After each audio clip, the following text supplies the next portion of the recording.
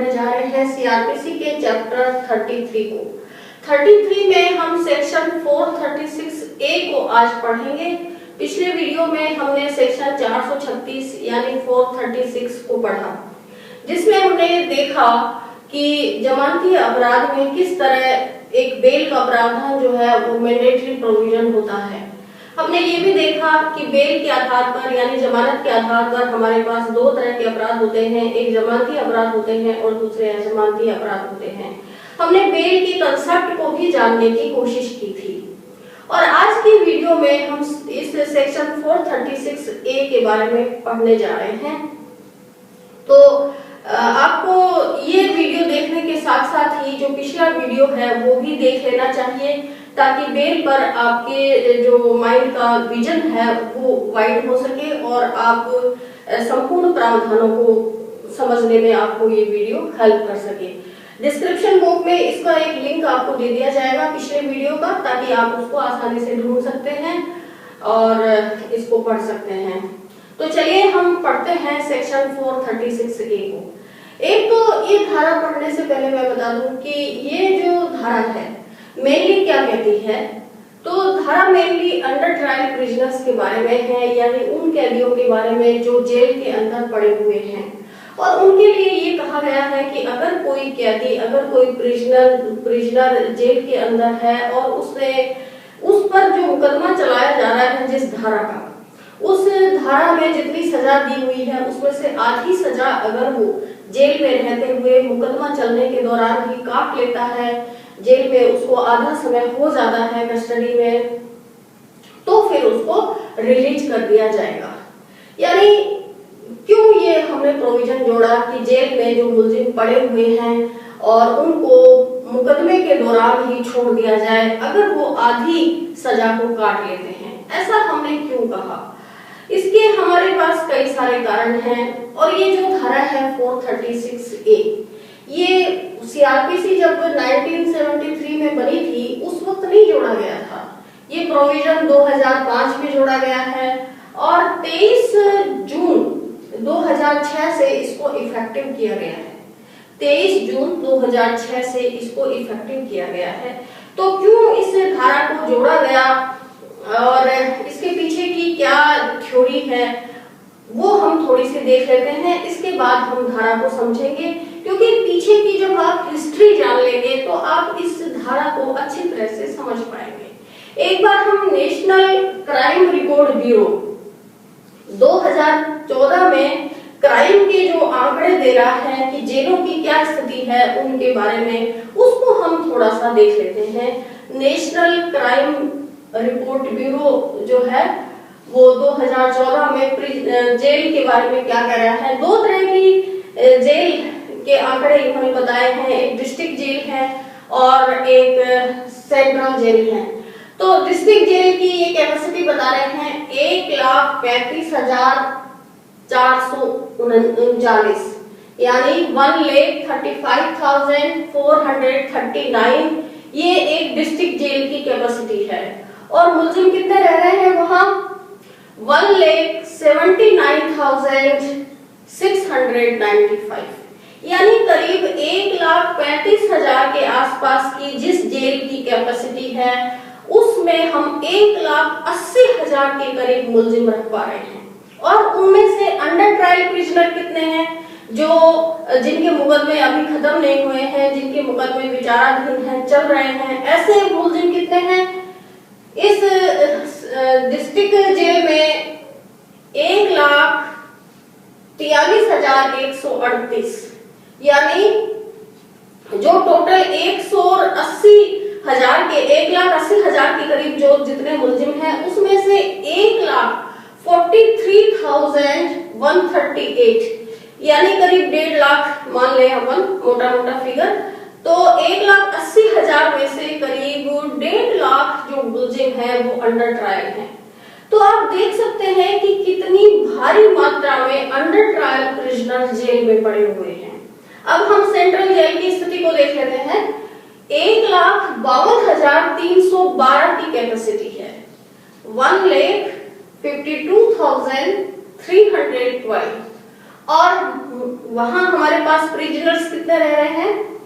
1,84,386, 1,84,386 कैदी वहां रह रहे हैं जेल के अंदर, सेंट्रल जेल में। और उसमें से अंडर ट्रायल प्रिजनर कितने हैं?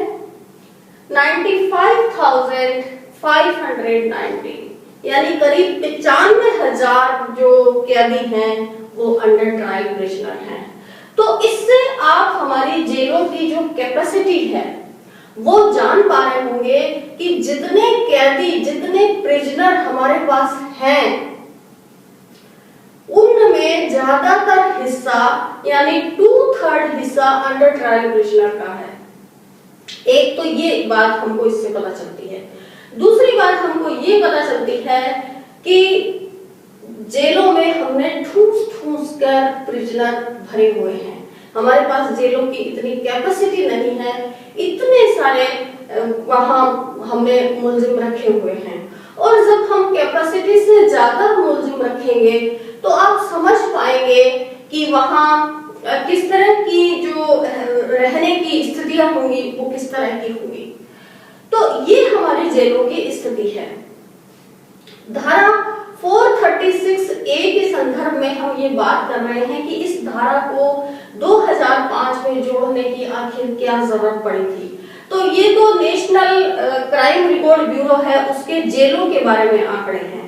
अब दूसरी तरफ हम ये देखते हैं कि भारत सरकार ने कैदियों के लिए जो इंटरनेशनल संधियां हैं, इंटरनेशनल ट्रीटीज हैं, उनमें से क्या साइन करके और क्या कहा। तो ये एक मेन जो ट्रीटी है, international covenant on prisoners right, जो कैदियों के अधिकार हैं उनके बारे में भारत सरकार ने एक कोवेनेंट साइन कर रखा है, और जिसमें ये कहा गया है कि प्रिजनर्स जो है वो भी मानव हैं और उनके भी कुछ मानवाधिकार होते हैं। ये जो इंटरनेशनल लेवल पर जो इस तरह के आर्ग्यूमेंट्स अलग अलग कंट्रीज के बीच में होते हैं, तो उसको भारत सरकार ने भी साइन कर रखा है कि कैदियों को भी एक मानवीय समझकर, मानव समझकर उनके अधिकारों की रक्षा की जाए। हाँ, ये बात हो सकती है कि उन्होंने कोई क्राइम किया है, उसकी आप जो भी प्रोसीजरल आपका लॉ है, उस सब्सटेंशियल लॉ है, उसको लागू करते हुए आप सजा दीजिए, लेकिन फिर भी कुछ बेसिक ह्यूमन राइट्स हैं, उनकी रक्षा उनके लिए की जानी चाहिए। ये इंटरनेशनल कोवेनेंट्स कहते हैं। अब जो सुनील बत्रा सेकंड का जो केस है, Sunil Batra second versus Delhi administration, इसमें माननीय सुप्रीम कोर्ट ने क्या कहा? माननीय सुप्रीम कोर्ट ने कहा कि कैदियों को भी मानवीय परिस्थिति में रहने का अधिकार है, उनको भी रहने की मानवीय परिस्थितियां दी जाए। भले ही उन्होंने क्राइम किया हो, लेकिन इसका मतलब ये नहीं है कि सारे के सारे फंडामेंटल राइट उनके सस्पेंड हो जाएंगे, ऐसा नहीं होगा। उनके भी कुछ मानवाधिकार हैं, उनको भी उनकी न्यूनतम मानवाधिकारों की रक्षा की जानी चाहिए। ये तो इस सुनील बत्रा के केस में माननीय सुप्रीम कोर्ट ने कहा। तो ये एक बॉर्डर जो आउटर एरिया मैंने खींचा है आप लोगों के लिए कि एक तरफ हम ये कह रहे हैं कि कैदियों के भी मानवाधिकार होते हैं, उनको भी रहने की, खाने की, पीने की एक मानवीय परिस्थिति दी जानी चाहिए, उनको भी आर्टिकल 21 के अनुसार उनको भी एक डिग्निफाइड लाइफ दी जानी चाहिए। तो और दूसरी तरफ हमारे जो जेल हैं, जेलों की कैंपस है वो ओवर क्राउडेड है। तो फिर क्या किया जाए, इस ओवर क्राउडिंग को कैसे रोका जाए? क्योंकि एक लिमिटेड दायरे में अगर कुछ लोग रहेंगे तो निश्चित रूप से उनको वो सारी अच्छी परिस्थितियां नहीं मिल पाएंगी रहने की। तो फिर ये आर्टिकल 430 ये सेक्शन 436A जोड़ा गया। क्यों जोड़ा गया? कि जेलों में हम इस भीड़ को कम करें, ये जो ओवर क्राउडिंग हमारी जेल हो रही है इनको हम कम करें। भाई या तो दो कारण हो सकते हैं, या तो हम जल्दी फैसला करें और हम साल 6 महीने में उनका फैसला कर दें, लेकिन हमारी कोर्ट्स की भी स्थिति इतनी है कि इतने जल्दी फैसले नहीं हो पा रहे हैं। तो हमने एक और दूसरा वाया मीडिया निकाला कि अगर हम उनका जल्दी फैसला नहीं कर पा रहे हैं यूं तो जल्दी ट्रायल का अधिकार जो है उनका एक फंडामेंटल राइट है। हुसैन आरा खातून का केस आप सबने पढ़ा है, उसमें माननीय सुप्रीम कोर्ट ने कहा है, और भी बहुत सारे केसेस हैं जिनमें उन्होंने ये विचार व्यक्त किया है। और विचार ही क्यों, मैं कहूंगी कि उन्होंने एक लॉ बनाया है, इस तरह का कानून उन्होंने स्थापित किया है। लेकिन एक तरफ तो हम ये कह रहे हैं, लेकिन कोर्ट्स की स्थिति को देखते हुए जल्दी फैसले नहीं हो पा रहे हैं, तो हमने एक ये धारा 436A जोड़कर इस क्राउड को कम करने की कोशिश की है कि अगर हम जल्दी फैसले नहीं कर पा रहे हैं तो जो आधी सजा उसने जेल में काट ली है, जितनी टोटल सजा उसके अपराध में दी गई है, उस कानून में दी गई है, उसमें से आधी सजा उसने काट ली है, तो हम उसको छोड़ सकते हैं। ये प्रोविजन उन्होंने बनाया है। तो अब आपको इस धारा के पीछे का कंसेप्ट समझ में आ रहा होगा कि क्यों इस धारा को बनाया गया। अब हम चलिए इस धारा को समझ लेते हैं। धारा ये कहती है कि जहां कोई व्यक्ति किसी विधि के अधीन किसी अपराध में, जहां कोई व्यक्ति किसी विधि के अधीन किसी अपराध में, यानी शब्द क्या यूज हुआ है, किसी विधि, कोई लॉ, एनी लॉ, ठीक है। तो इसमें ऐसा ही जरूरी नहीं है कि आईपीसी वाला ही कानून आएंगे, आईपीसी की धाराओं में जो अपराध है वो ही आएंगे, ऐसा नहीं है। इसमें जितने भी स्पेशल एक्ट जो बनाए जाते हैं, भले एंटी करप्शन का लॉ हो, एनडीपीएस लॉ हो या पॉक्सो एक्ट हो, तो ये सभी इसके अंदर आ जाएंगे। तो किसी विधि के अधीन और किसी अपराध में, तो किसी अपराध में कोई जमानती अपराध भी हो सकता है, कोई अजमानती अपराध भी हो सकता है, दोनों ही अपराध इसके अंदर शामिल है। इसमें ऐसे कैटेगराइज नहीं किया गया है कि इसमें केवल अजमानती अपराध ही शामिल हो गए, ऐसा कहीं इसमें लिखा हुआ नहीं है। केवल जो लिखा हुआ है एनी ऑफेंस, ठीक है। लेकिन किस चीज को बाहर किया गया है, एक अपराध ऐसा है जिसको इन्होंने एक्सक्लूड कर दिया है, और वो है वो क्राइम जिसमें डेथ पेनल्टी की सजा दी जा सकती है, जिसमें मृत्यु दंड दिया जा सकता है, उन अपराधों को इसमें अलग कर दिया गया है। तो किसी अपराध जो जिसमें कि डेथ पेनल्टी नहीं है में इस संहिता के अधीन किसी इन्वेस्टिगेशन, किसी इंक्वायरी या ट्रायल के दौरान अधिकतम कारावास की जितनी सजा प्रेस्क्राइब है उससे आधे से अधिक वो भोग चुका हो, उसने जेल में ही बिता ली है आधे से ज्यादा सजा, तो फिर उसको मजिस्ट्रेट या वो जो कोर्ट है वो उसको बेल पर छोड़ देगा। बेल बॉन्ड या पर्सनल बॉन्ड या श्योरिटी जो भी स्थिति है वो उस पर छोड़ दिया जाएगा।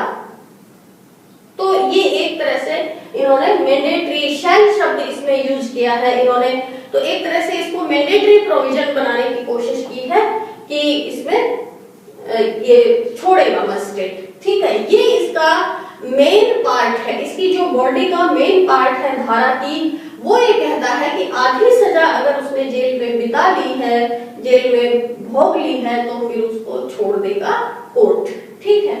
शैल शब्द का इसमें यूज किया गया है। तो अब हम ये देखते हैं कि इसके साथ एक प्रोविजो भी जोड़ा है उन्होंने। अब प्रोविजो क्या कहता है, प्रोविजो ये कह रहा है, अच्छा ये यहाँ हम ये भी बात कर लें कि ये एक जैसा ही हमने अभी बात की कि इतने सारे कैदी हैं जेलों के अंदर, बड़ी बड़ी है जेलें, और क्राउडिंग को कम करने के लिए ये जो धारा है ये बनाई गई है। तो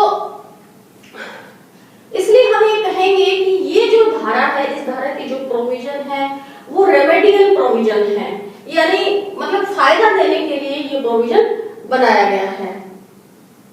तो मेन बॉडी पार्ट जो इस धारा का है वो तो ये कहता है कि हम उसको जेल से छोड़ देंगे। अब प्रोविजो क्या कहता है, प्रोविजो में इसका अपवाद दिया हुआ है, साथ में एक अपवाद भी जोड़ दिया है प्रोविजो के रूप में कि छोड़ने से पहले आप पब्लिक प्रोसिक्यूटर को सुनोगे। यानी कोर्ट जो है जब मुलजिम की बेल एप्लीकेशन को धारा 436A के तहत डिसाइड करेगी तो पहले पब्लिक प्रोसिक्यूटर को सुनेगी। यानी ऐसा नहीं है कि मुलजिम ने कोर्ट में एप्लीकेशन लगाई और कोर्ट ने उसको खटाक से ऑर्डर कर दिया कि जाओ तुमको छोड़ा जाता है, ऐसा नहीं करेगी। प्रोविजन ये कहता है कि पब्लिक प्रोसिक्यूटर को भी आपको सुनना पड़ेगा, उसका व्यू पॉइंट भी आपको जानना पड़ेगा। और फिर साथ में ये भी कह दिया कि अगर कोर्ट उसको जारी रखने का ऑर्डर देता है, यानी उसकी बेल एप्लीकेशन को खारिज कर देता है, तो रीजेंट ऑर्डर लिखेगा। यानी अपवाद क्या कह रहा है कि आप खारिज भी कर सकते हो बेल एप्लीकेशन। ऊपर तो क्या कह दिया, ऊपर तो क्या कह दिया शैल, कि उसको छोड़ा जाएगा। और फिर नीचे प्रोविजन में क्या कह दिया कि कारण बताकर उसका ये जो बेल एप्लीकेशन है ये खारिज की जा सकती है, और मजिस्ट्रेट उसकी जो ये जो जेल में रहने की अवधि है निरोध की, उसको बढ़ा सकता है। ठीक है। और रीजनेबल इसमें ग्राउंड दिए जाएंगे, रीजेंट ऑर्डर लिखाया जाएगा। और फिर वापस कह दिया कि उसको पर्सनल बॉन्ड की जगह बेल बॉन्ड पर छोड़ दिया जाएगा। तो एक तरफ तो कह रहे हो कि छोड़ दिया जाएगा, और दूसरी तरफ कह रहे हैं कि मजिस्ट्रेट जो है वो उसकी अवधि को बढ़ा सकता है, यानी उसकी जो वो खारिज कर सकता है, उसको नहीं छोड़ना चाहे तो नहीं छोड़ेगा, और फिर नहीं अगर छोड़ने का वो ऑर्डर करता है तो फिर रीजेंट ऑर्डर लिखाएगा। और साथ में एक प्रोविजन और इसके साथ ऐड किया गया है कि अधिकतम अवधि तक अगर वो जेल में रह लिया है, यानी जितनी कारावास की अवधि उस अपराध में दी गई है वो पूरी की पूरी उस मुलजिम ने, उस प्रिजनर ने जेल में बिता दी है, तो फिर उसको छोड़ दिया जाएगा। अधिक अवधि जो जितनी कारावास की अवधि है उससे अधिक अवधि के बाद उसको किसी भी रूप में डिटेन नहीं किया जाएगा। ठीक है। तो ये पॉइंट तो क्लियर हो गया कि अगर जैसे मान ले हम एग्जांपल लें कि सेक्शन 379 चोरी का मुकदमा है। अब चोरी के मुकदमे में कोर्ट ने बेल नहीं ली और वो व्यक्ति जेल में चला जा रहा है, जेल में है, और इसमें ये जो इसकी जो पूरी हुई बॉडी है इसमें 3 शब्द यूज किए गए हैं, इन्वेस्टिगेशन, इंक्वायरी और ट्रायल। तो इसमें टोटल जो अवधि है चालान या चार्जशीट पेश करने से पहले की और चार्जशीट पेश करने के बाद की पूरी की पूरी अवधि ही इसमें गिनी जाएगी। तो हम 379 के बारे में पढ़ रहे थे कि 379 का चोरी का मुकदमा है। अब उसमें 3 साल का इम्प्रिजनमेंट है। अब 3 साल का इम्प्रिजनमेंट का मतलब हो गया 12 3 36, यानी 36 महीने की अधिकतम उसको जेल है। अब अगर वो पूरे के पूरे 36 महीने जेल में रह लेता है, 3 साल पूरे रह लेता है, तो फिर अब उस मुलजिम को कोर्ट को छोड़ना पड़ेगा। यानी 3 साल से ज्यादा आप उसको अब एक भी दिन नहीं रख सकते। तो ये तो हमारा एक पॉइंट क्लियर हो गया, जो सेकंड प्रोविजन है वो तो क्लियर हो गया। अब हम पहले प्रोविजन पर वापस आ जाते हैं। एक तो इस धारा के बॉडी पार्ट पर आ जाते हैं जो ये कहता है कि आधी अवधि अगर भुगत ली है जेल में तो छोड़ दिया जाएगा, और दूसरा कहता है कि छोड़ने से पहले आप पब्लिक प्रोसिक्यूटर को सुनोगे, और अगर आप खारिज करते हो, उसको नहीं छोड़ते हो जेल से, उसकी बेल एप्लीकेशन को खारिज कर देते हो, तो फिर आप उसमें रीजेंट ऑर्डर लिखोगे। इसका मतलब ये हुआ कि मजिस्ट्रेट के लिए हर परिस्थिति में 436A का जो प्रार्थना पत्र है वो मंजूर करना मैंडेटरी नहीं होगा। ठीक है। वो कुछ परिस्थितियों को देखकर उसको खारिज भी कर सकता है, कुछ परिस्थितियों को देखकर उसको खारिज भी कर सकता है, और ये परिस्थितियां कौन सी होंगी ये हर मैटर में मजिस्ट्रेट को ही देखनी पड़ेगी। एक परिस्थिति इन्होंने ये बताई है, नीचे स्पष्टीकरण दिया हुआ है कि विलंब के कारण, अगर मुलजिम के विलंब के कारण वो जेल के अंदर रहता है तो फिर मजिस्ट्रेट उसका ये जो अवधि है ये एक्सक्लूड कर दी जाएगी। जब अवधि कई काउंट करेंगे कि कितने टाइम ये जेल में रह लिया, तो खुद के विलंब के कारण, खुद के डिले के कारण अगर वो जेल में रहता है तो फिर वो उसको हम एक्सक्लूड कर देंगे। अब खुद के विलंब के कारण कब जेल में रहता है वो, जैसे हम एग्जांपल लेते हैं इस 379 के मुकदमे का ही, कि 1 साल तक वो उसको गिरफ्तार किया गया, फिर 1 साल तक वो जेल के अंदर रहा। 1 साल जो कंप्लीट हुआ तो मान लीजिए उसकी बेल हो जाती है, उसको जमानत मिल जाती है और वो जेल से छूट जाता है। अब जेल से जो छूटा, जमानत उसको दी गई, तो जमानत में ये उसने अपने आप को बाउंड किया कि मैं हर पेशी पर कोर्ट में उपस्थित होता रहूंगा। अब साल 2 साल मुकदमा मान लो लंबा चलता है और मुलजिम कोर्ट में आता रहता है, उसके अपने कभी वकील साहब के माध्यम से, कभी खुद वकील साहब के साथ, और जिस दिन नहीं आता है तो उस दिन उसके वकील साहब कोर्ट में हाजिरी माफी पेश कर देते हैं कि मेरा क्लाइंट आज नहीं आ पाया। ठीक है, अब एक दिन मान लो ऐसा होता है कि वकील साहब भी नहीं आए और मुलजिम भी नहीं आया और हाजिरी माफी भी पेश नहीं की, तो जमानत उछल के उसके जब्त हो गए, उसका अरेस्ट वारंट निकल गया। अब अरेस्ट वारंट पर वो वापस गिरफ्तार हो जाता है और वापस गिरफ्तार होने के बाद कोर्ट उसको बेल नहीं देता और 1 साल से फिर वो जेल में रह जाता है। ठीक है, अब वो धारा 436A की बेल एप्लीकेशन लगाता है और ये कहता है कि इस मुकदमे में 3 साल की टोटल सजा है और मैं 2 साल जेल में रह लिया। जमानत जब्त होने से पहले 1 साल और अब जमानत जब्त होने के बाद जब वो वापस गिरफ्तार हुआ तो फिर 1 साल, तो 2 साल हो गया। तो 2 साल वो जेल के अंदर है और फिर धारा 436A का बेनिफिट मांगता है कि चूंकि मैं आधे से ज्यादा होगी ना, 18 महीने से ज्यादा हो गया, आधा तो 18 महीने हुआ, वो तो 24 महीने से हो गया, तो आधे से ज्यादा अवधि में मैं जेल में रह लिया तो मुझे बेल पर छोड़ा जाए। तो यहाँ मजिस्ट्रेट उसको इनकार कर सकता है, क्योंकि वो ये जो 1 साल की जो अवधि है, जो उसके बेल बॉन्ड जब्त होने के बाद वो जेल में आया है, तो मजिस्ट्रेट ये कह देगा कि ये जो अवधि है ये आपने अपने विलंब के कारण भुगती है। अगर आपने इसमें विलंब नहीं किया होता तो आप जेल में नहीं जाते, अगर बेल बॉन्ड फॉरफिट नहीं होते तो आप जेल में नहीं जाते, और ये संभव है कि इस मुकदमे की ट्रायल कंप्लीट हो गई होती। तो ये यहाँ विलंब का मतलब है कि खुद के विलंब के कारण कोई मुलजिम कब उस अपनी अवधि को, जो कस्टडी की अवधि है, उसको बढ़ा लेता है। तो ये तो हमारा एक पॉइंट हो गया। अब और क्या परिस्थिति हो सकती है जब किसी मुलजिम की बेल एप्लीकेशन धारा 436A में मजिस्ट्रेट खारिज कर सकता है? तो हम इसके लिए एक केस को देख लेते हैं। हमारे पास एक केस है गौतम कुंडू वर्सेस ईडी का। गौतम कुंडू वर्सेस ईडी का केस है, 28 फरवरी 2020 का केस है। इसमें रोज वैली ग्रुप ऑफ कंपनीज नाम की कुछ कंपनियां थी और ये जो गौतम कुंडू था ये इनका मालिक था, जो मैनेजिंग डायरेक्टर था वो। इस कंपनी ने लोगों को उकसाया कि वो उसकी कंपनी में पैसा लगाएं, उसकी कुछ जो योजनाएं थी उनमें पैसा लगाएं और फिर उनको भुलावे में डालकर उनके साथ चीटिंग करके और करोड़ों रुपए इकट्ठा करके ये कंपनी भाग गई।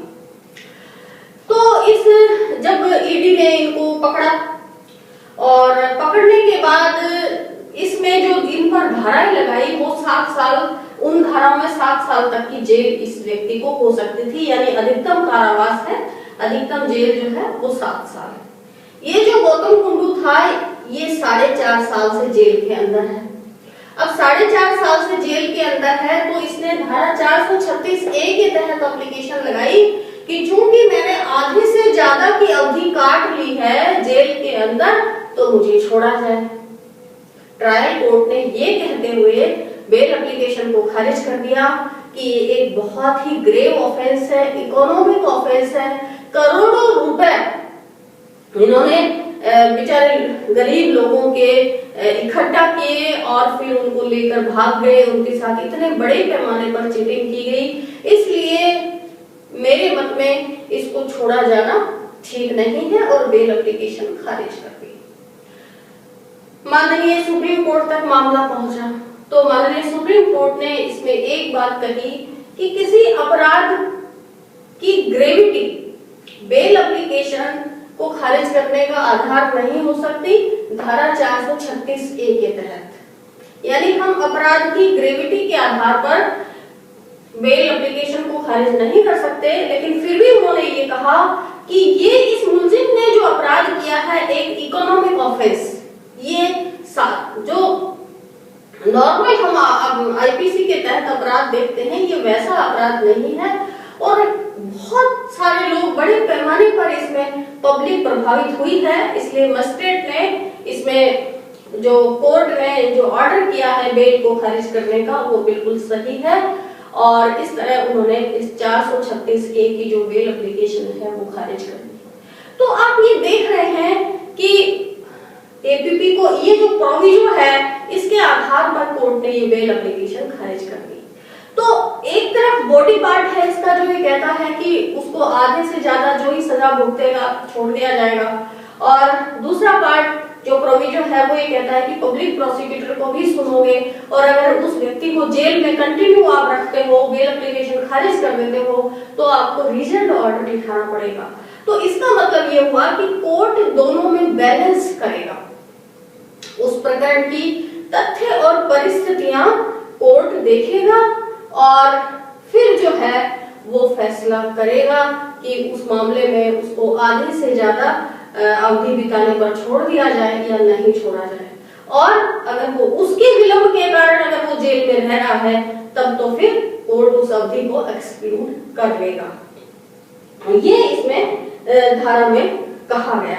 हालांकि अलग अलग माननीय सुप्रीम कोर्ट के और भी फैसले आ रहे हैं और ये कह रहे हैं कि धारा 436A की पालना करवाने के लिए सेंट्रल गवर्नमेंट जो है कार्रवाई करे, इससे जेलों की जो भीड़ है वो कम हो पाएगी और वहां पर हम कुछ मानवीय परिस्थितियां उत्पन्न कर पाएंगे जेलों में रहने की।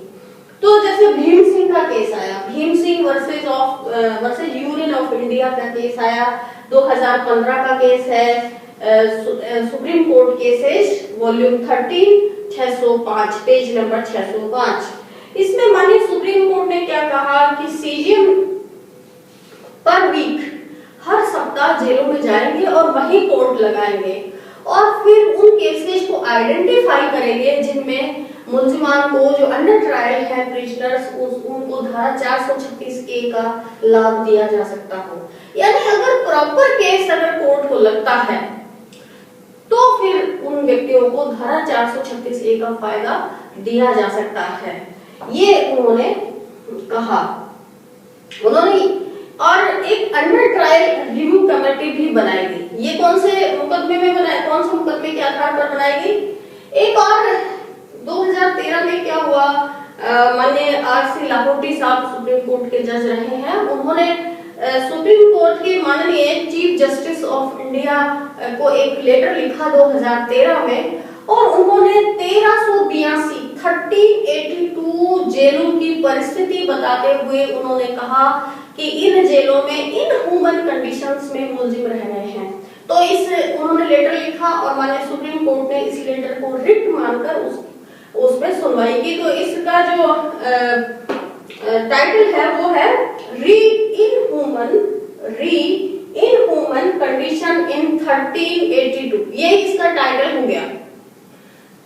5 फेब 2016 का ये मुकदमा है, रिट पिटीशन सिविल 406/2013 और इसमें माननीय सुप्रीम कोर्ट ने ये कहा कि आर्टिकल 21 के तहत जेल के कैदियों को भी एक डिग्निफाइड लाइफ बिताने का अधिकार है और सेंट्रल गवर्नमेंट को उन्होंने नोटिस देकर बुलाया, उनकी सुनवाई की, सॉलिसिटर जनरल को और इन सबको सुना और ये कहा कि आपको धारा 436A के लिए जो प्रोविजन है इनको इम्प्लीमेंट करने की कोशिश करनी चाहिए। और फिर उन्होंने ये भी कहा कि एक अंडर ट्रायल रिव्यू कमेटी बनाई जाए, जिसके आधार पर ये कमेटी बनाई भी गई। इसमें एसपी, कलेक्टर और डिस्ट्रिक्ट जज और जो लीगल सर्विस अथॉरिटी के जो सेक्रेटरी होते हैं उनको इसमें मेंबर बनाया गया। और ये कमेटी जो जेल के अधिकारी हैं, जेलर हैं या जेल सुपरिटेंडेंट हैं, उनके साथ मिलकर ये उन और कोर्ट्स से रिपोर्ट मंगाई जाती है, उनके आधार पर ये स्क्रूटनाइज करते हैं कि कौन से वो केसेस हो सकते हैं जो इस धारा 436A के तहत उन मुलजिमों को छोड़ा जा सकता है। तो ये एक धारा 436 का स्कोप आप जान पा रहे हैं इन अलग अलग केसेस के माध्यम से। तो ये हमने इसमें पढ़ा। और एक और लेटेस्ट केस आया है Hussain versus union of India का, 9 मार्च 2017 का केस है। ये एक NDPS का केस था। इसमें भी माननीय सुप्रीम कोर्ट ने कुछ गाइडलाइन दी और ये कहा कि जो भी बेल एप्लीकेशंस हैं उनको कोर्ट 7 दिन में डिसाइड कर दे, यानी 7 दिन से ज्यादा कोई भी बेल एप्लीकेशन पेंडिंग नहीं रखी जाएगी। जो सेशन केसेस हैं वो 2 साल में कोर्ट ट्राई कर दे, उनकी ट्रायल जो है वो 2 साल में कंप्लीट कर ले। और जो दूसरे केसेस हैं सेशन ट्रायल के अलावा, उनकी ट्रायल को 6 महीने में कंप्लीट कर ले। लेकिन अलग अलग कोर्ट्स की प्रैक्टिकल समस्याएं हैं, वो हम यहाँ डिस्कस नहीं कर रहे हैं। तो इस तरह के माननीय सुप्रीम कोर्ट ने डिसीजन दिए हैं। कोर्ट उन सब प्रैक्टिकल समस्याओं को ध्यान में रखते हुए माननीय सुप्रीम कोर्ट के दिशा निर्देशों को पालन करने की कोशिश करती हैं।